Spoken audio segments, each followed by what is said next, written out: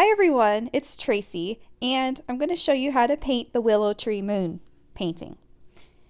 This is an 11-inch by 14-inch canvas going vertical, and the first thing I'm going to do is draw the horizon line. So using the T-square ruler, I'm going to measure about the center of the canvas, doesn't have to be exact, and draw a straight line. Then I'm going to draw a circle for the moon because I don't like drawing circles free-handed, so I like to trace the circle. This one's about 2.5 inches in diameter, so find a cup or anything that's similar size. And it's not right in the middle, it's kind of slightly off center to the left. And the moon is resting right on the horizon line. Okay, so for the colors, you'll need phthalo blue, prism violet, titanium white, and Mars black.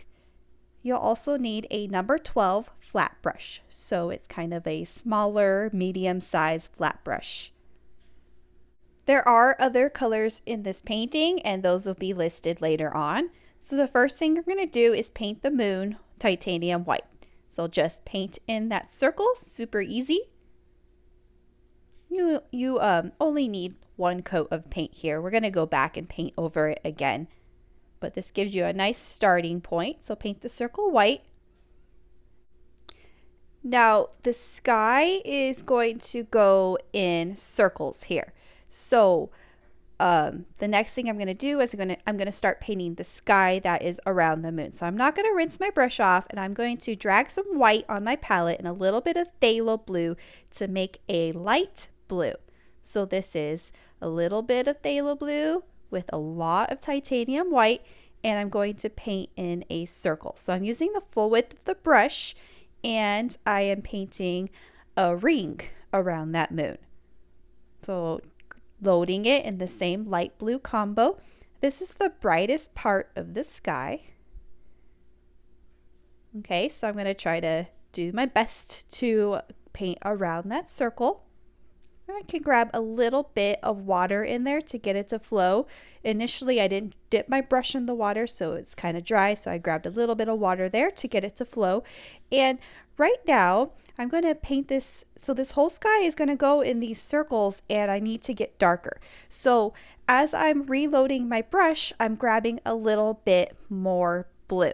So I want to go from light blue to a darker blue, to almost a pure form of phthalo blue, because phthalo is a nice dark blue. So I'm going to keep blending. So this is wet on wet blending. When I paint over the paint, it blends itself. Okay. And I'm going to grab more phthalo blue so it's getting darker. And you can see how much darker it is. Then I go grab the white on my brush, and then I blend it back in to give it a smoother transition. So there's that dark blue in there, and I'm just painting over very lightly to get it to blend in with the lighter color. And I'm going to keep going with that, keep going around in a circle. You can paint under your horizon line just a bit. So you can see how I'm going under the line so you don't drive yourself crazy trying to stop right there at the line. It's okay if you go under that horizon line. So I'm going to keep going.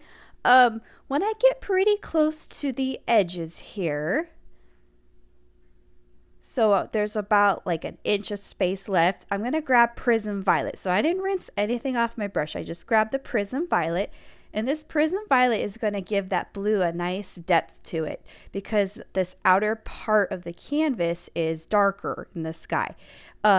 If you have white still on your brush and you notice that white is showing up in the color here, you can go ahead and rinse your brush off, get all that white off, and then load it with the blue and purple. Okay. So I'm going to continue on. I'm just loading my brush in prism violet right now, and then grabbing some phthalo. So phthalo and prism as you get very close to the edge. So when the phthalo mixes with the prism, it makes this dark, deep purplish blue color, this very pretty color. Okay, and I'm going to go all the way to the edges, all the way to the corner, to the edges with the blue and the prism violets. And then again, so we're still doing circles here. So imagine that the ring around the moon is continuing here, but it's going off the edge of the canvas. If you feel like you need to use a larger brush because this is a large area to paint in, you can do that. You don't have to stick with the size that I'm using. I'm using the number 12. It's like about a ½ inch, about quarter-inch maybe in size. But if you have a 3/4 inch or even a ½ inch or an inch and you like that better, then you can do that. All right, so I'm just kind of blending a few spots in here. And so when I'm done, I have all of this area filled in all the way to the corners. I'm going to rinse my brush off, get all that blue, purple, and white off, and I'm going to do some Mars Black on the very far edge of the corner. So I'm going to load my brush in the Mars Black and just a little bit on the corner. Mars Black is very dark. It spreads super fast, so you want to be careful. And then you want to lightly blend it in. If you need to grab more phthalo on your brush to help it to blend in, you can do that. You can also try grabbing just a little tiny bit of water to get it to blend, not too much. And then on the bottom right and bottom left corner, right above the horizon line, there's just a little tiny bit of black. It just makes it look like the night sky is darker on the furthest part of the moon. This next step, I'm going to use a toothbrush to splatter on my stars. So this is just an old toothbrush dipped in titanium white, and I am flicking the paint so that it splatters little stars. So you can kind of experiment with different angles and being close to the canvas and far away. And if you get some shooting stars in there, that's okay. Okay. This next part, I'm going to show you the moon texture. So this is super fun. Titanium white, number 12 flat brush, so the same brush that I used for the sky. I'm going to paint the moon white again because I want this moon to be wet with white paint so that when I blend my colors, that white is on there and it will help with the blending. So paint the entire moon white again. Okay, then dip your brush in Prism Violet and we're going to do little tiny cross hatching strokes, so like little X's, and they are crossing over each other to blend with the white. So let me tell you what I'm doing. And the phthalo blue. So what I'm doing is phthalo and prism are the two colors I'm using to make shadows on the moon. The moon is darkest on the bottom and it will slowly fade to white on the top. So I'm doing little cross hatching strokes of Prism Violet and phthalo blue. And as I am going up to the top of the moon, I have less Prism Violet and less phthalo blue so that it gets lighter. Okay, so you want to be kind of expressive with it. It doesn't have to be perfectly fading from dark to light. It's moon texture, so there's darker areas and lighter areas in different spots. So it doesn't have to be perfectly blended. So just the darkest parts on the bottom, and it blends to white on the top. Okay, and then you can grab, to get it to blend, you could add more white to your brush as you work your way to the top. So the top part is the brightest. Okay. And then you could, another way to get it to blend is to wipe off your brush completely. You can try that and just do the little cross-hatching strokes over it again, and that'll help it to blend. So just dark to light. So I wiped it off a little bit, grabbed some more of the white to brighten this top area, so little cross-hatching strokes. I want to keep the top part bright, and I want to keep the bottom part not so bright. Okay? So next, I am going to set that brush aside, and I'm going to get a round brush. This is a number 4 round brush, and I'm going to get titanium white. So this is kind of magical. So we did this moon texture, and we're going to outline it. So I kind of went outside the lines a bit, but outlining this moon helps to define the shape of that circle with the round brush and just titanium white. And it makes the moon look like it's sort of glowing. So we have this white ring all the way around the moon. And then of course it works best if that sky is completely dry and if the moon is completely dry. My moon was not completely dry, so you can see some of the white kind of blended in with the blue a bit, but that was okay. Just kind of made up for it a little bit by painting little cross-hatching strokes down here to kind of blend it in a little bit more. Okay, so we have an outline moon, and whoa, all of a sudden it looks like a real moon. To give it even more of that wow factor, I'm going to continue with that white, and I'm going to do some light feathery strokes of little ice crystals that, I don't know, moonbeams, whatever we want to call them, glowing rings that are in the sky. So just a few little strokes in there. It's best to make sure your brush is nice and dry. I don't have a lot of white on my brush there. It's nice and dry, and it gives that feathery dry brush look. Okay. This next step, I'm going to paint little mountains that are popping up above the horizon line. I'm going to go back to my number 12 flat. I'm going to grab water, but I'm not going to dry. I'm going to let that brush be kind of wet and water down my Mars black a little bit so that it's nice and flowy. So not dripping wet, kind of an ink consistency. And I'm going to, this is probably maybe a 1/2 inch to 3/4 inch above the horizon line, and then it dips down very fast here. So the mountains are not that high, but they do overlap the moon slightly. So that white is definitely not dry. So I might get a little bit of gray in my mountains, and that is okay. And then I want to go down to where the horizon line is. So if you kind of lost your horizon line, wherever it was, that's okay. You can kind of just guess, make up for it on the bottom. Just make up a line if you lost it.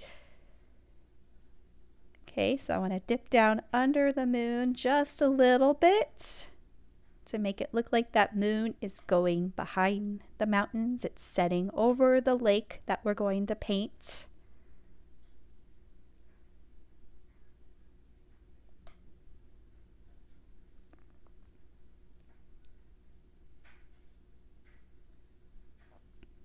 All right, next we're going to do the water. So the water's a large area. We're going to switch to the 3/4 inch flat brush. So this is obviously a larger flat brush than what I've been using. And I'm going to use the colors Prism Violet and Phthalo Blue for the water. I'm going to start with Prism Violet, but essentially I'm going to be using both colors. So let's start with the violet, the Prism Violet, and I'm going to do left and right strokes. This is a large area, and before you start getting crazy and painting the whole thing in, remember that we have a reflection. We're going to leave that whole middle area under the moon blank. So don't paint the middle area. Just paint the left and the right area. So right here is where we're not going to paint. Kind of think of an imaginary rectangle, but not a perfect rectangle, kind of a zigzag reflection. Imagine what the reflection would look like. So we're going to leave that blank. So I'm using the full width of the brush, so big, thick strokes that go all the way across. Don't worry about any water texture right now. We're just painting the base layer. And notice how I'm now using the Phthalo Blue. So I want to dip my brush in both Phthalo and Prism, but I don't want it to be one solid color. I'm not doing Phthalo mixed with Prism, and that's the whole thing. I want to see areas where some of the water is Prism Violet and some of the water is Phthalo Blue, so not mixed all the way.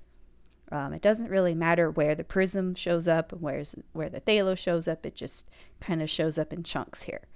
So I'm going to paint all the way down. Sorry, not all the way down. We're going to leave a little tiny bit of space on the bottom because there's a little bit of black land on the bottom.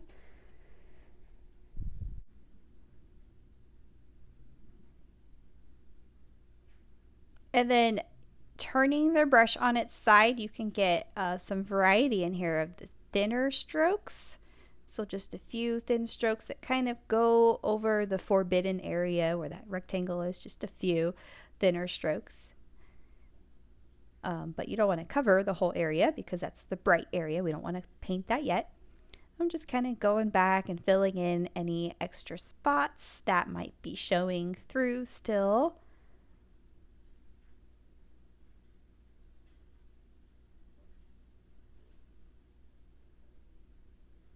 Like I said, that middle area is not a perfect rectangle. It's this kind of a skewed reflection that doesn't go perfectly straight.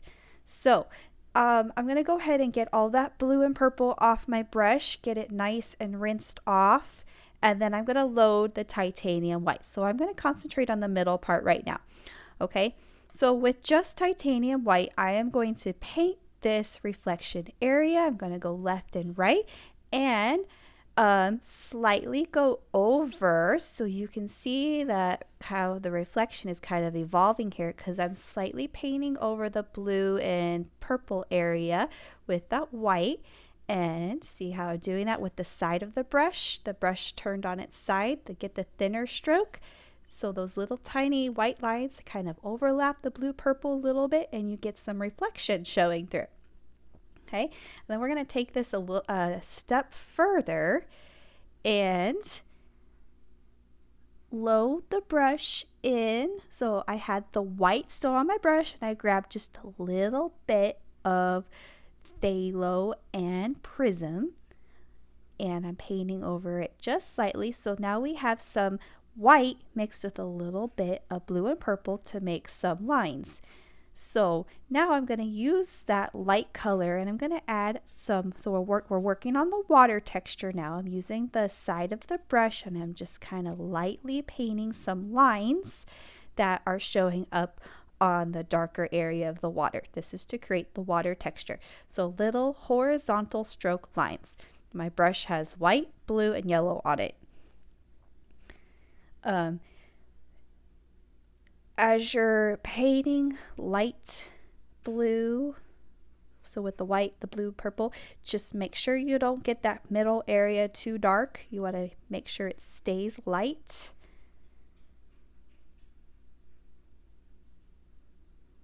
So I'm going over just little horizontal strokes. That's what creates that water texture. Just doing the little, almost like I'm doing these zigzag, condensed zigzag strokes.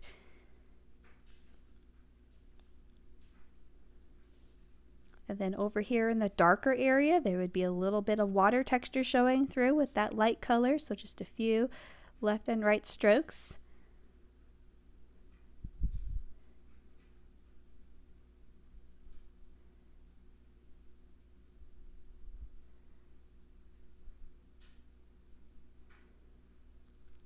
Okay, and then I went ahead. It looks good like this, but I did decide to go ahead and do just a few darker strokes in the middle. So that's what I did. I rinsed my brush off. I grabbed just the blue and the purple, and I wanted to do just a few dark strokes here and there with more water texture.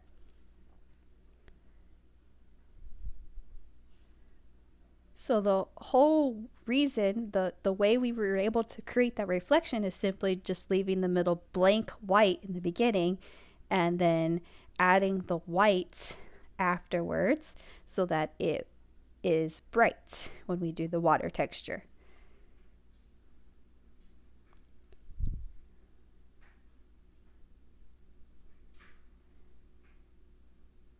Okay. Fill in that little spot right there where somehow it got too much water and it turned white right there. Okay, so there's my water reflection. And now I'm going to do the land on the bottom. So I'm going to get my brush, get all that blue, purple, white off my brush and do Mars Black. Again, just a little water down to get it to flow. And then I'm going to paint a lumpy line. So the line, the land is kind of higher on the left and right sides, but it kind of dips down just a bit in the middle. It's not a completely horizontal line, it's lumpy.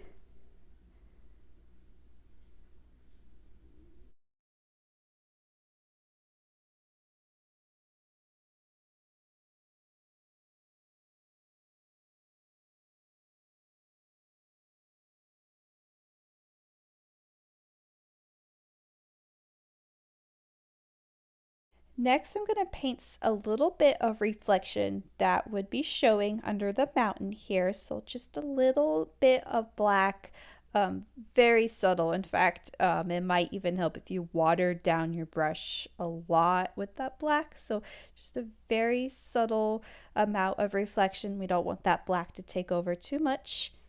Okay, so then I'm going to do some grass texture on the bottom here. I switched back to the number 12 flat brush, and I'm going to use this brush on its side. You can use a round brush for this, like a liner brush, but I like the crisp line of using a flat brush on its side to do this.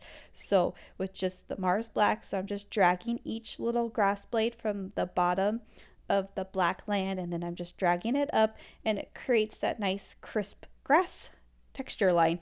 So you want the grass to go in all different angles so they're not all going in the same direction. And some of the grass lines might actually be angled down. So I'll show you that here in just a second. So it's overlapping that water and the reflection. It's not too high. It's going up maybe a 3/4 inch, ½ inch high. And then don't worry about where your tree would be. Just do the grass. The tree can be painted over anything at this point.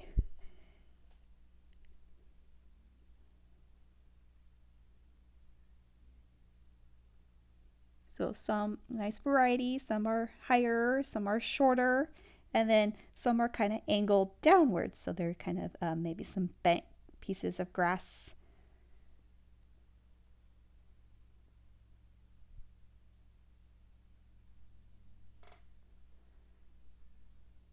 This next step, you need to wait for your canvas to dry completely. And so this is a piece of chalk, and I'm going to draw my willow tree. So I'm going to start at the top of the moon. I'm going to go slow here. So this branch contours the shape of the moon. So it goes kind of around to hug the moon. This is the top part of the branch, and I'm going to go all the way down. Okay, so I'm going to make the right side of this branch. So it contours around the moon. And then here is that branch that branches out. So a tree usually starts out with the letter Y, but this is a willow tree, so it's a curvy letter Y. And there's the base of my trunk. And then the branches branch off to other little Ys, but they're curvy little Ys, or the letter V, if you want to see it that way. So we have the big branch, and then it gets kind of thicker at the bottom, and then okay, so we have another Y that branches out. We'll just do the 3 Ys here. So doing that will force you to have the composition of that tree that is kind of hugging the moon, so kind of contouring around the moon. So we don't want to cover the moon. That's the focus of this painting.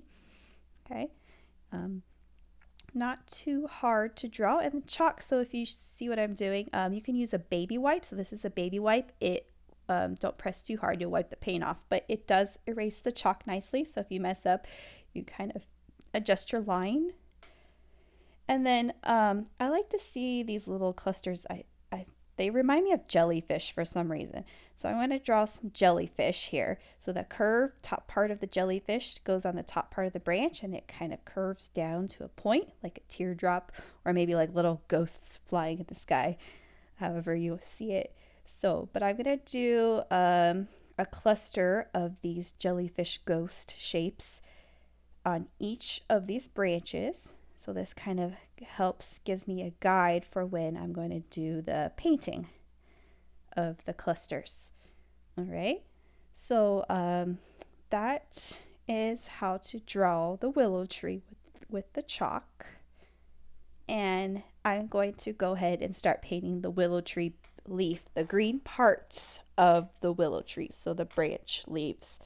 Okay, and I'm going to use a number 4 round brush and the color deep green permanent. So using the round brush is very important for this technique. And I'm going to start at the top, and I'm going to paint wavy lines. So at the top and a wavy line, I'm going to let the paint run dry as I get to the bottom. So I'm going to press really hard at first, and I'm going to kind of let loose as I get to the bottom, so that color kind of fades away just a little bit as you get to the bottom. Okay, so start at the top, wavy line to the bottom, wavy line to the bottom.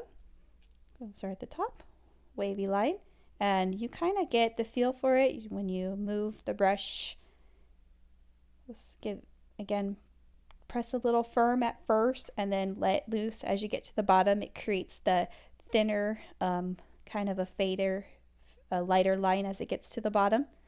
Okay, so I'm just going to keep doing that on all of these clusters. And you'll notice that I am not painting exactly where my chalk line is. That's just my style. I adjust as I go along. I don't like filling in the lines. I decide later that maybe I want this one to be higher, and that is okay. So you're not obligated to fill in your chalk lines. They are just there as guidelines.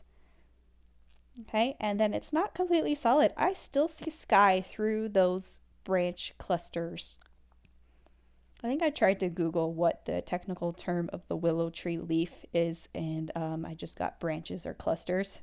If there is a term, I didn't do a search that good, but I'm going to call them clusters or willow tree leaves at this point.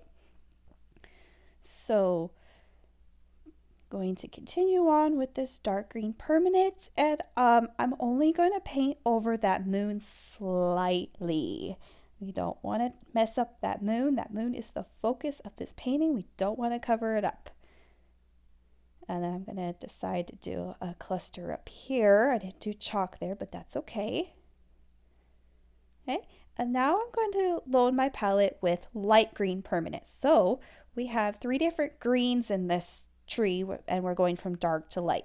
So now I didn't rinse my brush, by the way. I just loaded it with the light green permanent, and not rinsing your brush helps to create more variety in that green color so that it blends with the deep green permanent. So all I'm doing with the light green permanent is I'm going back over each of the clusters that I painted, and I'm adding a new sort of dimension. I'm not painting over the line exactly. I'm creating my own path with that light green. And same technique, just a squiggly line that starts out kind of dark and fades away on the bottom. Okay, and I'm not covering it up. So it's a new layer. I see that light green, and I also see that dark green below it.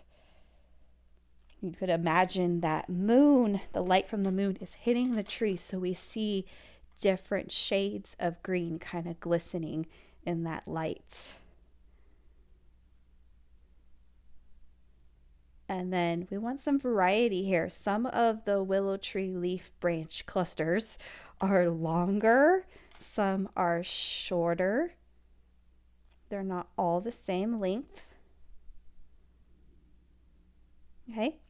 And then another new dimension is the white. So don't rinse your brush, just grab a little bit of white and do a few lines, and that creates a lighter green. So that white is blending wet on wet with some of the dark and the light to create some light kind of glistening and hitting that tree.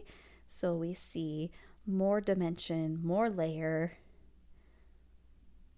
At the very end, I do brilliant yellow green, so I don't do that yet, but at the very end, I will add that green to that as well. Okay, so now I'm going to go ahead and paint the trunk of the tree. I'm going to use raw umber, and I'm also going to use Mars Black. So if you need to freshen up your black, you can.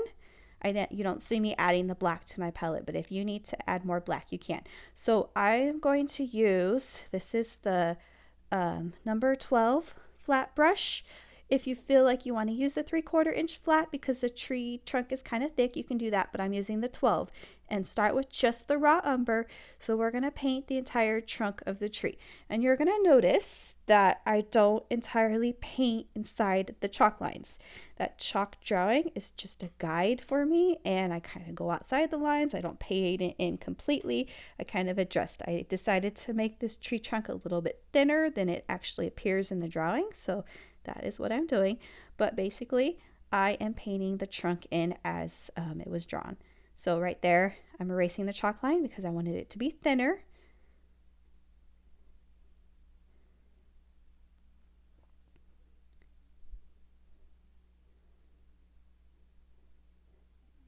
And then I'm going to go up and paint the branches.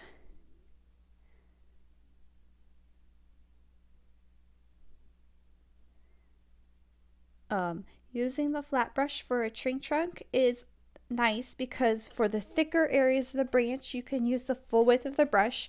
And then when the branch kind of gets thinner into a point, you turn the brush on its side so that the branch goes to a point. So right there is where I turn it, and then it goes to a thinner point.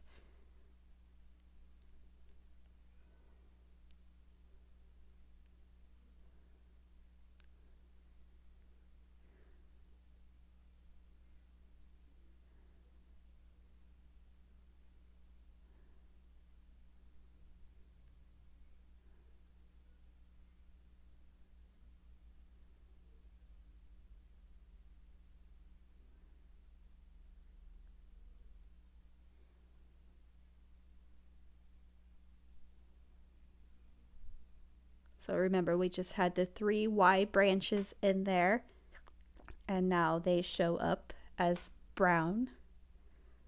Okay, so next, and you can simplify this, you don't have to add this much detail in the tree, but I went ahead and with the Mars Black, and I'm going to add in Mars Black. I'm not covering everything I did in black that I just did with brown. I'm allowing that black to blend with the brown to create some darker areas in the branch because it is nighttime and this brown would not be so light in color. It would actually be dark. So I'm just going in and I'm painting over what I did, but not completely all the way. So it turns into this dark brown color. Then I'm going to take that another step further here. So in just a second here, I'm going to rinse my brush off completely. Okay. And I'm going to add the white. So I didn't dry it. I'm just kind of watering this white down just a bit. And I'm going to add some willow tree texture. In fact, I'm going to water it down just a little bit more. So this is just the titanium white. And I am going to use the fact that that brown black is not dry all the way. And I'm just going to kind of paint some wavy lines in here with the white to create some willow tree trunk texture. So if you look at a willow tree trunk, there's a lot of thick kind of curvy lines on that kind of tree, especially on the roots. The roots are very strong with these trees. So I'm just going to let that white blend in, not too much because it's not that bright of a tree trunk, and just kind of do some wavy lines into that tree to create the texture. Now I'm going to go back and do I'm going to do some more willow tree leaves and make some overlap some of the branches there. So this is light green permanent dipped in a little bit of white. You saw me grab those 2 colors on the palette. So with the round brush, just a few that are kind of overlapping the branches so that there's a little more dimension in this tree. And actually, I'm going to reload my brush in both the deep green permanent and the light green permanent. And I am going to paint a lot more of these wavy lines. And I'm going to make sure that some areas are a little longer. So some of the wavy lines dip all very closer to the ground. Some are up high. And of course, I don't want to paint over that moon. And if I do, it's very subtle. So just think of this as another layer of tree. And I'm actually going to go silent here for a bit while I do this.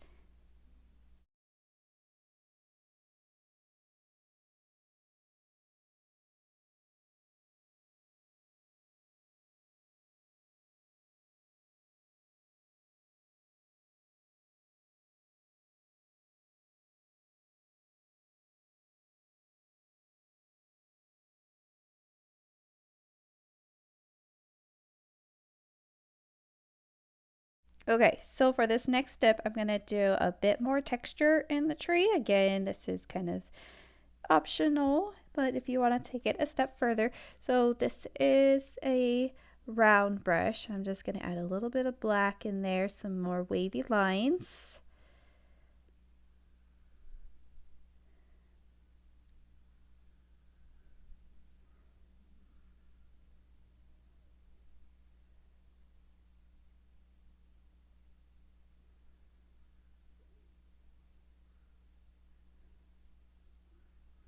I don't want to go back and overlap the branch parts, the leaf parts that I already overlapped.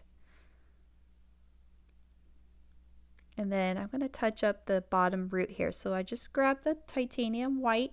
So see how it brightens that root up a little bit, and I'm just going to kind of blend it back up into the tree so that one root kind of shows.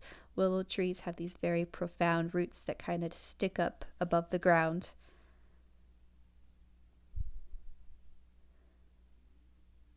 And then I'm going to go back in and blend it with that black.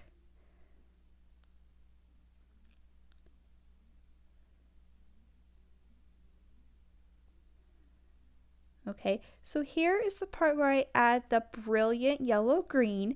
This brilliant yellow green is a bright green compared to the other greens that we used. So this is going to allow some of that tree to really pop, especially because there's a lot of dark area. It's a dark sky, dark green. So we doing this brilliant yellow green makes it kind of pop. So don't go crazy, just a few lines here and there create that bright green glowing color in the tree.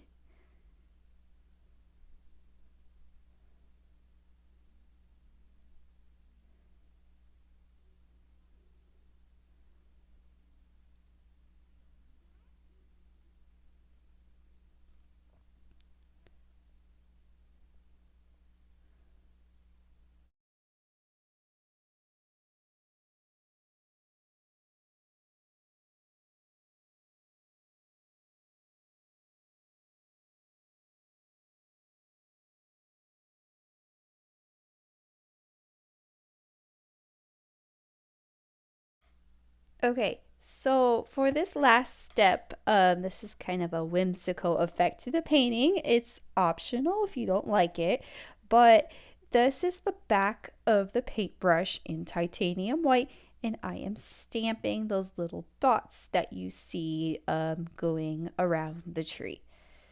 So this painting reminds me of a mural that I did for she was a little 3-year-old at the time. This was about 5 years ago. But her mother wanted this willow tree, and with these little fairy lights that were going in kind of a spiral around the tree. So that's what this reminds me of. But the little lights kind of provide contrast to this painting. So it's kind of dark in that area, but the lights kind of highlight that. Like if there is Christmas tree lights on the tree, it kind of highlights it, kind of makes it pop and stand out, gives it this whimsical effect. So maybe they're fireflies, maybe they're fairies, we don't know, but it looks cool. So I'm just going to kind of make little dots, and I did switch to that smaller brush, so a smaller handle to create little dots, and I'm just kind of making them twist around some of these branches. And then I did a few in the grass too, so you'll see me do some dots in the grass as well.